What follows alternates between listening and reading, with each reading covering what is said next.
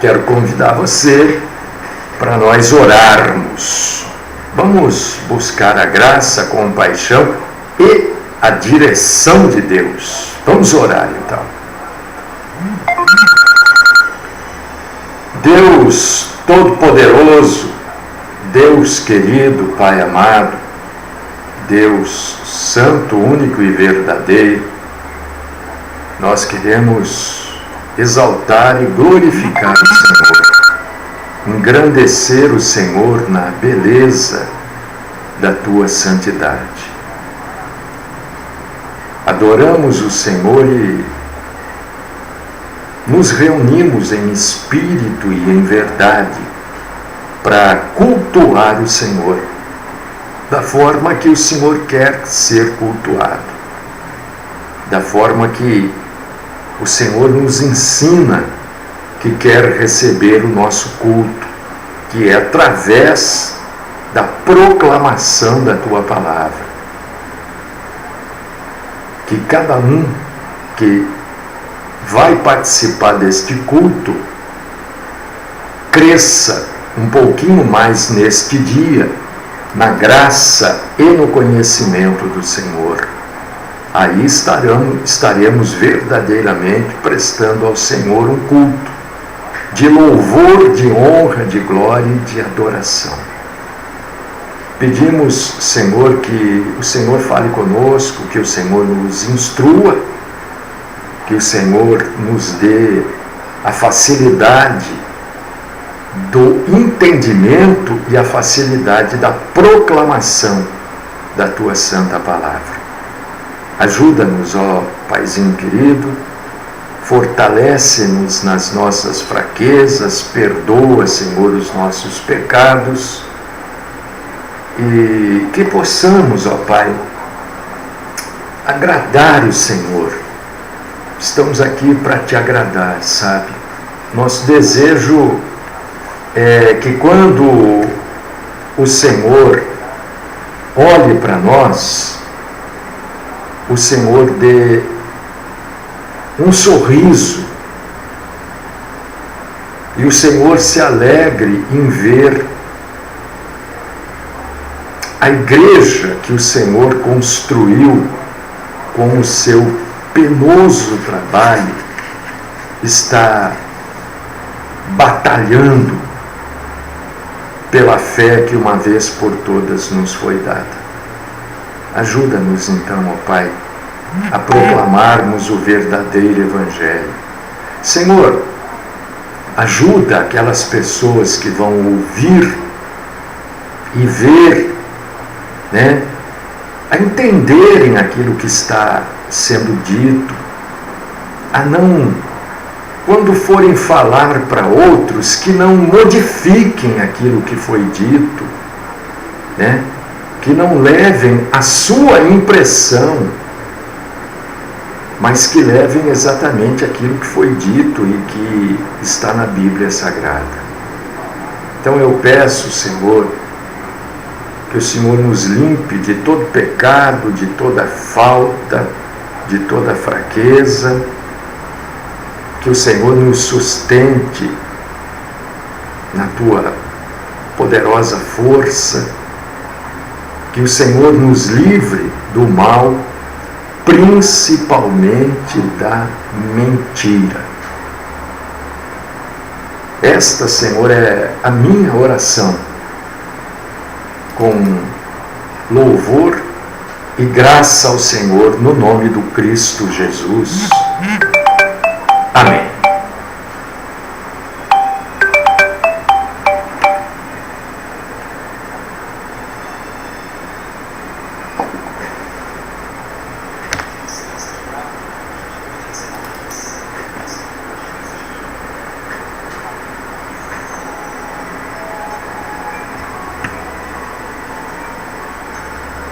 Irmãos amados, irmãs queridas, pessoal que vai acompanhar a programação hoje, gente, deixa eu pedir um favor para vocês. As minhas pregações, já há mais de um ano e pouco, eu tenho deixado elas gravadas no YouTube, lá no nosso canal, Mário Filho, PR. E estão lá na minha página do Facebook, facebook.com/pastor Mário Filho. Então, quando você ouve a programação, né, se você ficou com alguma dúvida, ouça novamente, né, não vá falar, olha, o pastor Mário falou tal coisa, sendo que eu não tenha falado aquilo, sendo que não foi aquilo que eu falei, né? Porque senão você confunde a pessoa para quem você está falando. Primeiro, deixa eu falar uma coisa, a gente só pode pregar o Evangelho, deixa eu explicar isso para você, né? A gente só pode pregar o Evangelho quando a gente sabe o Evangelho. Se a gente não sabe o Evangelho, como é que nós vamos pregar? Né? Eu, por exemplo, consegui um livro aqui do pastor David Cloud, né? Com todas as refutações para a gente pregar o Evangelho para a testemunha de Jeová.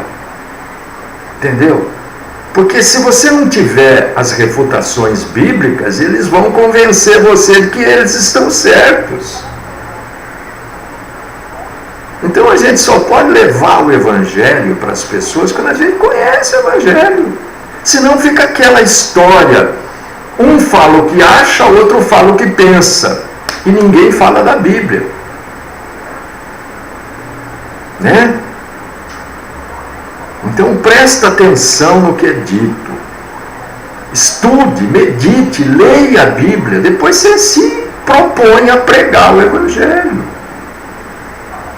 Senão vira uma anarquia, né? O sujeito vai pregar aquilo que ele não sabe. Você já ouviu aquela coisa que diz assim: ouviu o galo cantar, mas não sabe onde, né? Ouviu aquilo, mas não entendeu, não sabe nem quem falou, nem a pessoa que falou às vezes num assunto.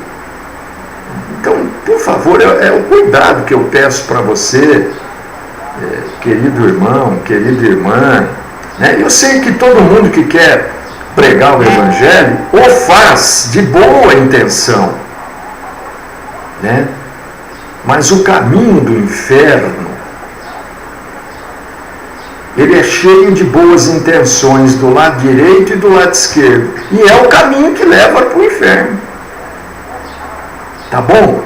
Eu não quero ser deselegante, nem dizendo você não pode pregar o Evangelho. Não tem que ser professor, mestre para pregar o Evangelho. Mas os apóstolos não saíram pregando o Evangelho no primeiro dia que eles foram chamados por Jesus. Ficaram 3 anos aprendendo de Jesus. Então não tem como a gente querer pregar uma coisa que a gente não sabe. Ah, não, eu tenho aquele desejo de pregar o Evangelho. Ótimo, maravilhoso. Não tem desejo melhor do que esse. Mas vai meditar, vai estudar, vai aprender. Se possível, entre até numa faculdade. Não é possível, então estude, medite, para você não sair falando coisas que não são verdadeiras, que ao invés de pregar o Evangelho, você vai pregar coisas mentirosas, né? E coisas mentirosas são coisas diabólicas. Você está me entendendo? Minha irmã querida, meu irmão querido, né? Não saia falando, olha, o fulano falou.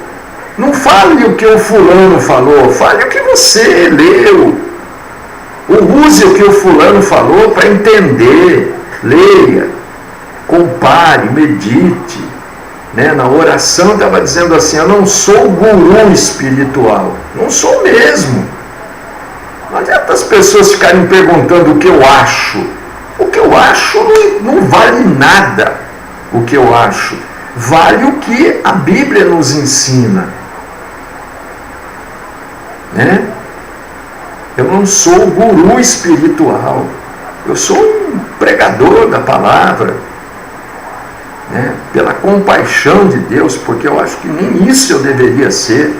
Entende? Mas, vamos lá. Amanhã, você vai ler a Bíblia hoje? Leu ontem, vai ler hoje. Amanhã, sexta-feira, nós temos a nossa programação de perguntas e respostas. Você leu uma passagem da Bíblia, não entendeu, ou entendeu um pouco, aquilo que você entendeu não te convenceu, pergunte, amanhã é dia, eu vou responder para você. Amanhã você escreve a sua pergunta. Olha, eu estava lendo tal passagem e não entendi, me ajuda a entender, eu vou explicar para você. Entendeu? Amanhã a nossa programação é especial. Toda sexta-feira é uma programação de perguntas e respostas bíblicas e sobre a vida cristã. Quando eu falo a vida cristã, por exemplo, sobre o casamento, eu sei. Tem cheio de gente com dúvidas terríveis sobre o casamento e a pessoa não pergunta. Aí vai vivendo 1 ano, 2 anos, 3 anos, 10 anos, 20 anos, não sabe se pode, se não pode, se pode, por que pode, se não pode, por que não pode, porque ouviu não sei quem falando que pode e ouviu não sei quem falando que não pode. Não, amanhã pergunte, eu não vou identificar você, meu irmão. Eu não vou falar, olha, o Pedrinho, não vou fazer isso. Nunca fiz isso. Né? Identifiquei um irmão outro dia aqui no Facebook que estava amolando demais. Né? Estava ouvindo para atrapalhar. Estava vendo para atrapalhar. Agora, perguntas e respostas, eu não identifico ninguém. Entende? Tem dúvida, mas não é uma... Olha, deixa eu dizer uma coisa para você. Eu recebo perguntas de pessoas que não leem a Bíblia. Aí eu não vou mais responder. O sujeito não quer ler. Quando eu digo sujeito, a pessoa não quer ler a Bíblia e quer receber a informação sem ler. Leia, a dúvida tem que surgir da leitura. Não, eu não tenho nada que fazer. Eu vou pensar em tal coisa aí, depois se eu não chegar a uma conclusão que me seja convincente, eu vou perguntar para o Mário. Aí não. Então não é que eu quero ser chato, mas a dúvida tem que surgir da leitura. E é fácil a gente identificar as pessoas que perguntam porque estava pensando o que tinha que fazer, começou a pensar. Antes de você perguntar, vai lá, busca na Bíblia.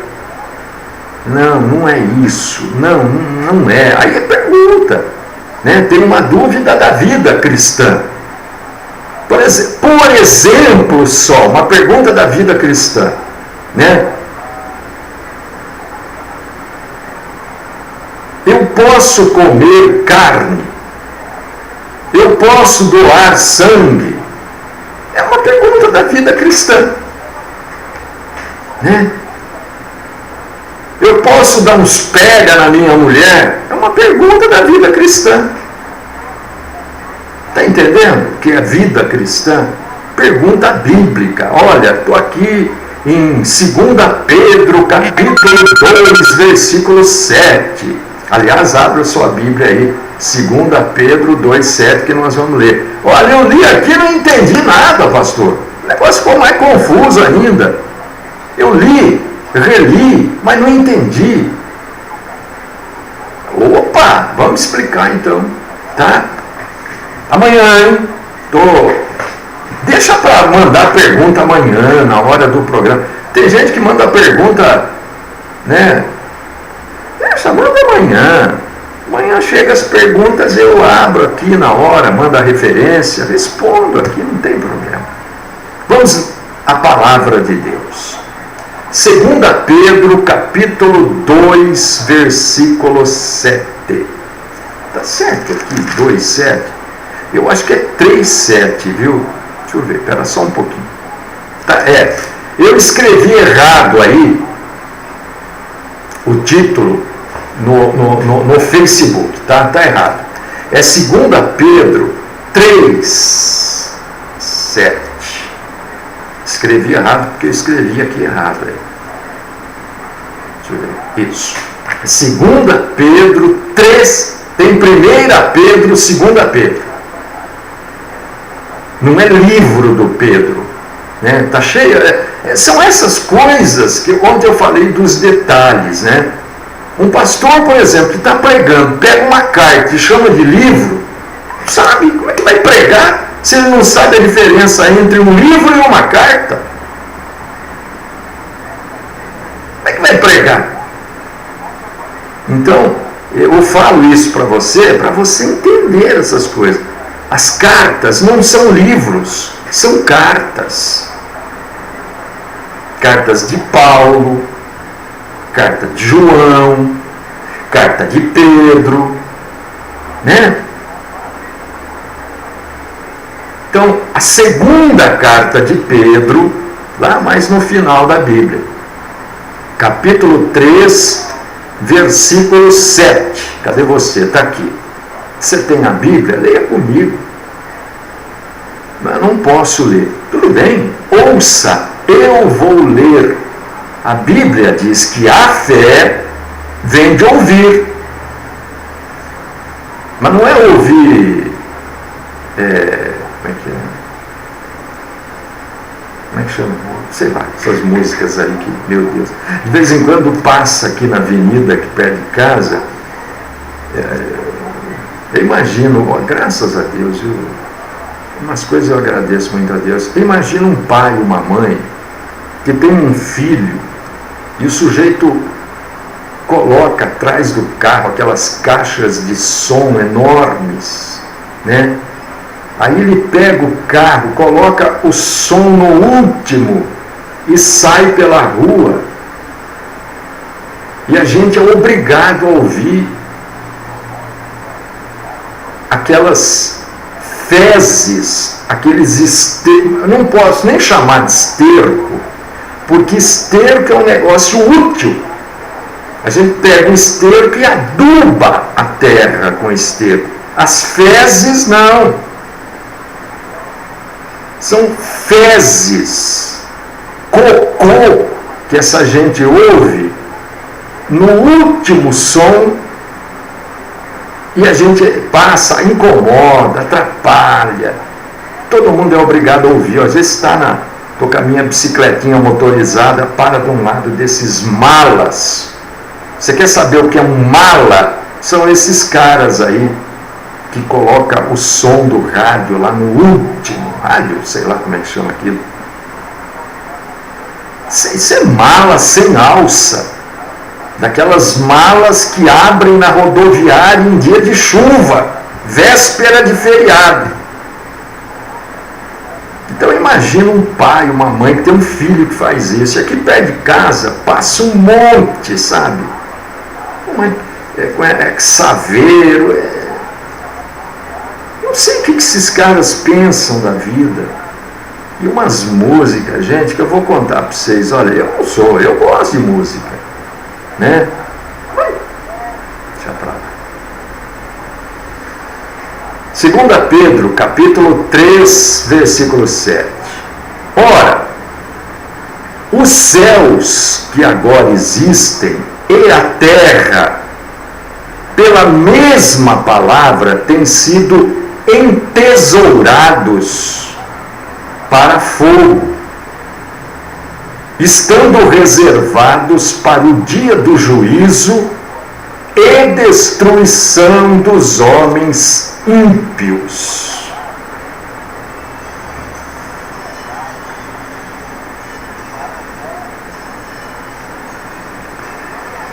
Meu irmão, minha irmã, oh meu Deus, não é fácil não, né?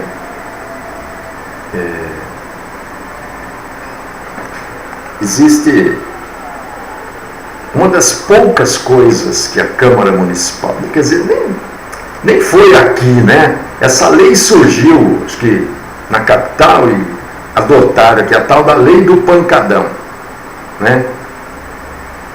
Mas não tem quem fiscaliza. Eles fiscalizam separar 10 segundos num lugar que não pode, fiscalizam tudo, menos aquilo que é bom para o povo, né? Então não tem quem vai fiscalizar isso. Mas existe uma lei para punir esses malas sem alça aí, que ficam com esse som alto aí. Eu tenho pena do pai e da mãe, né? Ô irmão, obrigado, viu? É 2 Pedro, capítulo 3, versículo 7, tá? Agradeço, irmão. Eu coloquei o capítulo errado aí no título do Facebook, tá? Então veja bem, irmão, a humanidade, desde o dilúvio acabou com a humanidade da época, né? Sobrou Noé e a sua família. E os animais, como eu estou falando de humanidade, estou falando de Noé e a sua família, né? De lá para frente, nós estamos vivendo uma segunda ordem do mundo. E como é que a gente consegue observar isso na Bíblia, sobre essa segunda ordem do mundo? Porque antes do dilúvio, o que acontecia? Antes do dilúvio, o sujeito vivia 900 anos, 800 anos, né? Depois do dilúvio,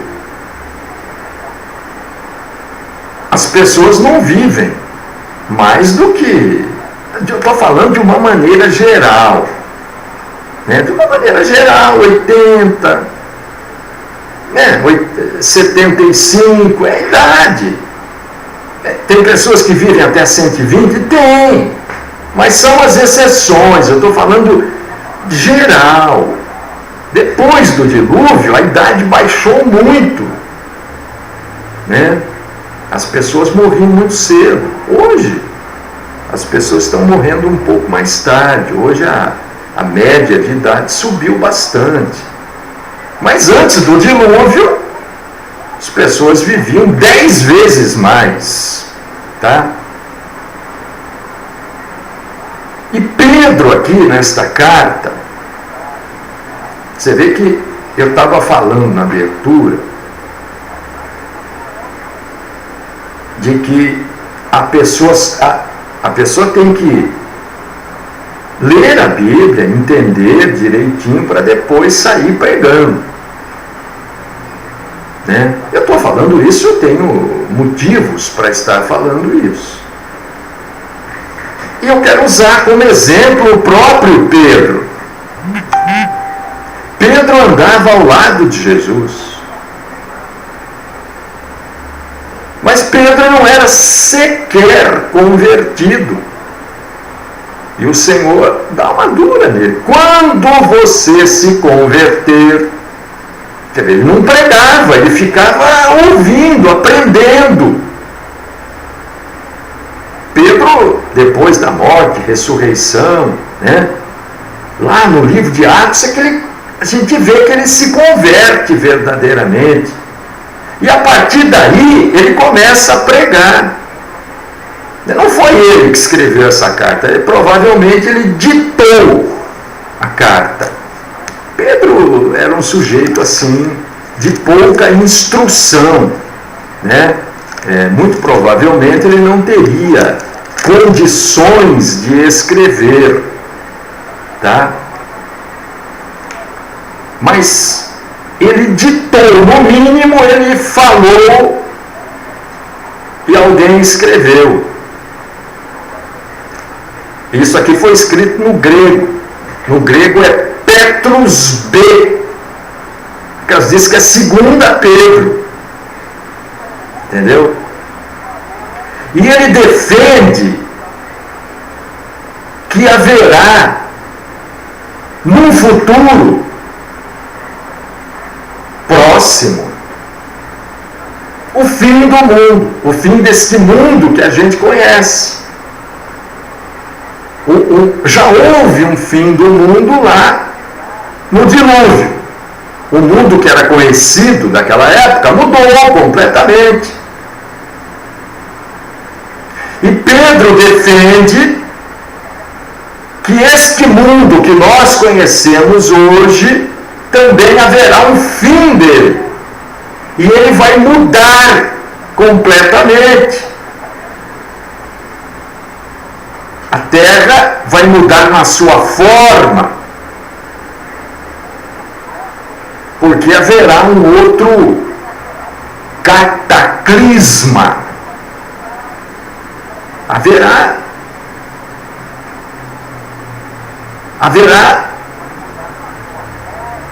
um grande incêndio, né? Porque ele diz que a terra vai se queimar e esta terra vai mudar.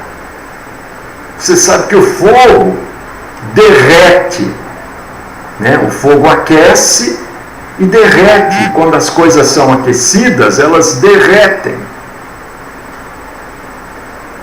E a Bíblia deixa claro que a gente chama de fim do mundo, mas a transformação deste mundo se dará pelo fogo.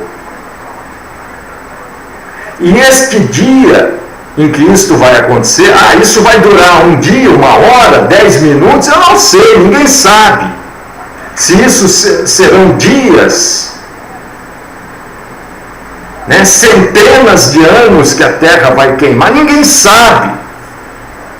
O que se sabe é que a terra vai mudar. E o elemento que vai fazer a terra mudar, lá no dilúvio, foi a água. Foi a chuva, a água. Abriram-se os reservatórios do mundo. E o elemento que vai fazer a terra mudar, agora será o fogo.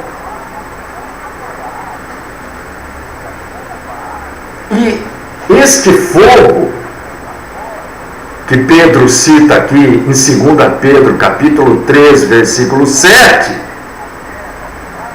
ele vem como um castigo. O dilúvio não foi um castigo para o povo daquela época? É só a gente comparar, né? O que Noé? Olha, vai chover, precisa mudar de vida. Todo mundo ria. Mas que chover? Noé, o que é chuva, Noé? Não era? Só para você entender, mais ou menos assim, né?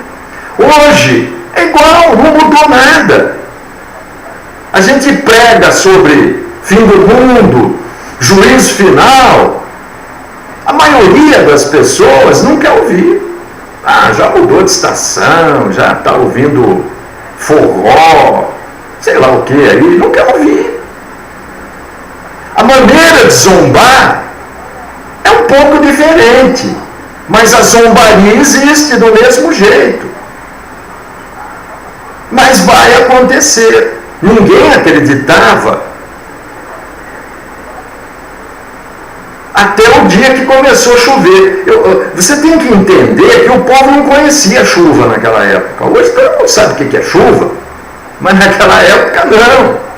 Então o dia que começou a chover, todo mundo ficou desesperado. o que o sujeito falou está acontecendo mesmo.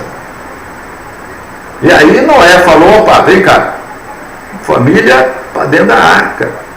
Hoje não tem arca, não vai construir a arca, né? Apesar de uns loucos aí estarem construindo, esses loucos principalmente, eles aparecem na América do Norte, né? Lá na América do Norte tem uns caras aí, tem até umas seitas, né? Não sei se é bem esse o nome. Eles proclamam o fim do mundo e eles constroem abrigo. Você já deve ter visto o documentário. Reservam comida enlatada, arma, munição, água, abrigo subterrâneo, abrigo de chumbo. Não vai adiantar nada, porque não vai existir arca. O fim do mundo vai existir, mas a arca não. A arca é Cristo. Então, quando a gente diz que o Velho Testamento é sombra das coisas futuras, nós estamos falando isso, que lá era a arca. Uma arca feita de madeira, perecível, nas medidas que o Senhor Deus passou, do jeitinho que Deus mandou, o projeto. Mas a arca é uma sombra. A sombra não é algo que reflete o original. A minha sombra não sou eu. Ela é refletida pela luz da minha pessoa, não a luz que eu tenho, mas a luz artificial ou a luz do sol projetada reflete a sombra. A arca nada mais era do que a sombra do verdadeiro, que é Cristo. Então, quando a gente diz o Velho Testamento traz as sombras do Novo, nós estamos falando disso, que aquilo que é real, que era verdadeiro, não existia no Velho Testamento, porque eram sombras daquilo que passou a existir através de Cristo. Por causa disso que eu digo e repito, ninguém deve estar seguindo o Velho Testamento hoje. Cristo já cumpriu o Velho Testamento. E Ele nos trouxe um Novo Testamento. Não é que Ele aboliu, não é que Ele pegou o Velho Testamento, amassou e jogou fora. Eu nunca falei isso. Eu estou falando que o cristão não é salvo porque ele segue o Velho Testamento. Ele é salvo porque ele segue Cristo. E o que traz a salvação de Cristo é o Novo Testamento, não é o Velho. Se você seguir, presta atenção no que eu estou falando, para depois você não ir falar outras coisas para os outros, né? Você vai ser salvo se você seguir Ezequiel? Você vai se salvar? A resposta deve ser não, né? Você vai ser salvo se você seguir Joel? Não. Você vai ser salvo se você seguir Pedro? Não. Você vai ser salvo se você seguir quem? Cristo. E a figura de Cristo, a salvação, ela existe no Novo Testamento. Jesus cumpriu nele todo o Velho Testamento. Foi o único homem que cumpriu tudo do Velho Testamento. No Velho Testamento, as sombras eram os cordeiros que eram sacrificados, imolados. No Novo Testamento, não tem mais cordeiro imolado, sacrificado. É Cristo, o cordeiro perfeito, santo de Deus. Está entendendo? Quando o povo foi sair do Egito lá, né, mataram lá o animal e aspergiram o sangue daquele animal nas portas. Não é? Não adianta você fazer isso hoje. Adianta? Você vai ser salvo se você fizer isso? Está lá no Velho Testamento. Eu sei que está no Velho Testamento. Mas aquilo tudo é sombra. É o sangue de Cristo derramado na cruz do Calvário que vai salvar você. Aquilo tudo não adianta você fazer. Não adianta nada. Aquilo adiantou naquele momento. Agora é Cristo. O Cordeiro, por que ele é chamado de Cordeiro Santo? Exatamente por isso. Então, entenda, as promessas do Velho Testamento é para o povo judeu. Falei isso ontem. As promessas do Novo Testamento, e olha, promessas do Velho Testamento são promessas materiais. O que Deus promete para o povo judeu? Salvação? Não. Mas o povo não era salvo através da fé em Deus e cumprindo a lei. O que Deus promete para nós aqui? Bênção material? Não! Deus promete a salvação através de Cristo. Você está entendendo? Se você não entendeu, amanhã é dia de pergunta. Pergunta. Quando Deus, ao final do dilúvio lá, Deus coloca um arco-íris. Esse negócio está difícil de parar aqui. Deus coloca um arco-íris para indicar que ele... Tem gente, não, Deus não vai acabar o mundo. Já me falaram isso. Olha, o arco-íris não indica que Deus nunca mais vai pôr fim ao mundo. Aí eu só digo para a pessoa, leia direitinho a Bíblia. Você está falando o que você aprendeu na Igreja Católica. Isso você aprendeu no catecismo lá da Igreja Católica. Agora vamos aprender o que a Bíblia diz. No arco-íris, Deus diz que nunca mais ia destruir o mundo através da água. Precisa prestar atenção no que está lido, no que está escrito. Perdão. Através da água. Gênesis capítulo 9, versículo 13. Não é que ele não ia mais acabar com o mundo, ele nunca mais destruiria o mundo através da água. No futuro, e isso Deus avisou aos profetas do Velho Testamento para que eles avisassem o povo.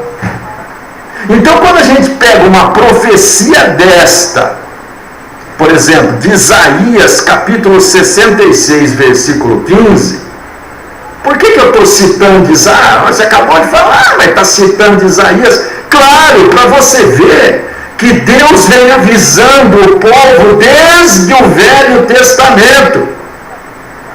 É muito tempo e ninguém dá atenção.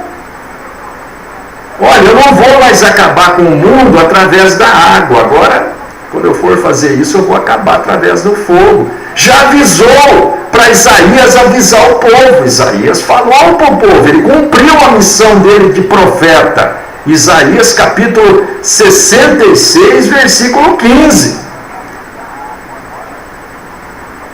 Mas não foi só para Isaías que Deus falou que ia exterminar o mundo num futuro através do fogo. Falou para Miqueias capítulo 1, versículo 4. E sabe para quem mais ele falou?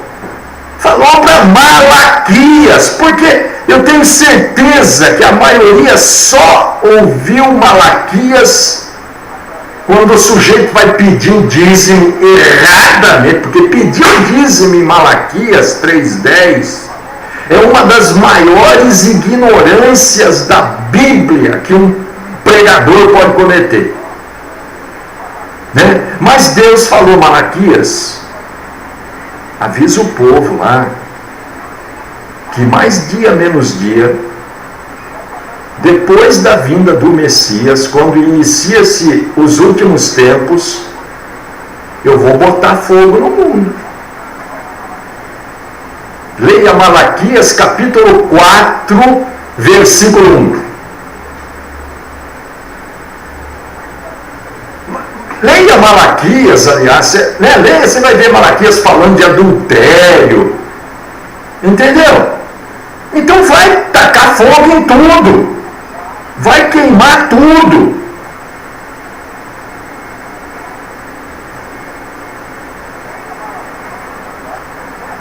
Tem um negócio aqui que é interessante que eu queria trazer, porque eu estou lendo aqui. Ah, sim. O centro da Terra, segundo os cientistas, o centro da Terra, lá no centro da Terra tem uma temperatura aproximada, porque, calculada de 6.800 graus centígrados. 6.800 graus centígrados. E você sabe o que separa o centro da Terra da onde a gente está aqui? É claro que em alguns lugares mais, em alguns lugares menos, mas de uma maneira geral, olha, o pastor Mário fala, não, de uma maneira geral, 16 quilômetros. 16 quilômetros para baixo, de uma maneira geral, nós estamos no centro da Terra. Em alguns lugares mais, em alguns lugares menos. Então, para Deus tacar fogo nessa terra aqui, não precisa de muito, não. É só Ele querer, aquilo tudo aflora e pega fogo em tudo, extermina tudo, meu irmão, minha irmã. Este é o... Que pena que o nosso tempo acabou, né? Tanta coisa linda para falar a respeito da grandeza, das promessas. Isso aqui é uma promessa de Deus. Isso aqui ninguém fala que é promessa. Né? Tem aquela canção, idiota, imbecil, quem tem promessa de Deus não morre. Então a Bíblia está errada, né? A Bíblia está errada. Moisés tinha e morreu. Claro que morre. Quem tem promessa de Deus morre, sim. E esta que Deus vai tacar fogo na terra, 2 Pedro capítulo 3, versículo 7, é promessa de Deus, não é? Dessa promessa ninguém fala. Quem tem promessa de Deus não morre, é de uma imbecilidade, de uma mentira deslavada. E as pessoas cantam, porque é bonitinho, né? É bonitinho. Então eu tenho promessa de Deus, eu não morro. Claro que morre. Ou então a Bíblia está errada. Mas a promessa de Deus é que este mundo que a gente conhece vai simplesmente ser pulverizado. E esse dia, meu irmão, minha irmã, é chamado Dia do Juízo. Dia do juízo para os homens ímpios. Nosso tempo não existe mais, acabou.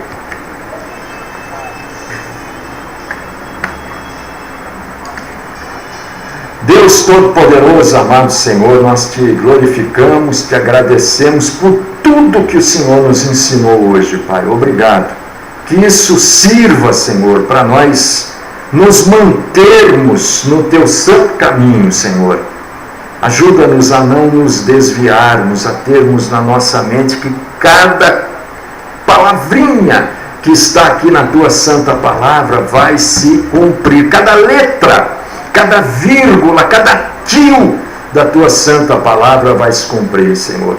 Que nós acreditemos na palavra do Senhor, não na palavra dos homens. Sustenta-nos, ó Pai, porque somos fracos. Fracos e fracos. Livra-nos, ó Deus Todo-Poderoso, do mal, de toda forma do mal, principalmente da mentira. Eu oro no nome do Cristo Jesus. Amém.